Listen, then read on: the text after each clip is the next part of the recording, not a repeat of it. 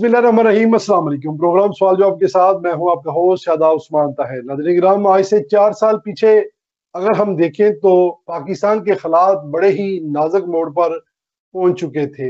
माशी तौर पर, सियासी तौर पर मुल्क के अंदर दहशत गर्दी, पाकिस्तानी कौम पर मायूसी के बादल छा रहे थे।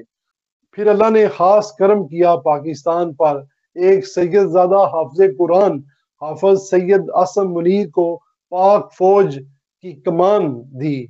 आर्मी चीफ बनते ही आहिस्ता आहिस्ता से मायूसी के बादल हटने शुरू हो गए।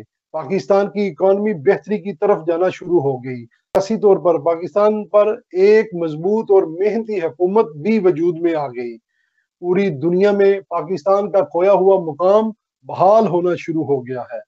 इस मर्द मुजाहिद ने वो काम किया जो आज तक कोई ना कर सका। हाफिज सैयद आसम मुनीर आर्मी चीफ वो तारीख रकम करने जा रहे हैं जो इससे पहले 76 सालों में पाकिस्तान की हिस्ट्री में किसी ने नहीं की। मलक रियाज नामी शख्स जो पाकिस्तान का मालक बन चुका था, बड़े बड़े जर्नैल लटायर और हाजिर ड्यूटी उसकी जेब में रहे, बड़े बड़े जज हाजिर ड्यूटी और लटायर उसकी जेब में रहे। मीडिया तो उसके घर की नुकरानी बना हुआ था। सियासतदानियों की भी बोलियां लगाने में वो मास्टर आदमी था। मलक रियाज का नाम मीडिया पर चलाना भी एक जुर्म हो चुका था।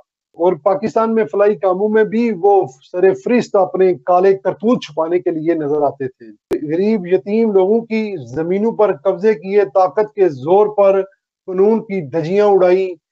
लैंड माफिया का बेताब बादशाह मलक रियाज गिरफ्तारी की तैयारियां की जा रही हैं और इसका सारा क्रेडिट सैयद आसम मुनीर को जाता है। पूरी कौम इस वक्त हाफिज सैयद आसम मुनीर के साथ खड़ी है और तमाम लोग जिन्होंने इस मुल्क के साथ ज्यादती की है, मुल्क के गरीब अवाम का खून चूसा है, वो इमरान खान हो, फैज हमीद हो, मलक रियाज हो, तमाम एक एक करके सारे गिरफ्त में आएंगे।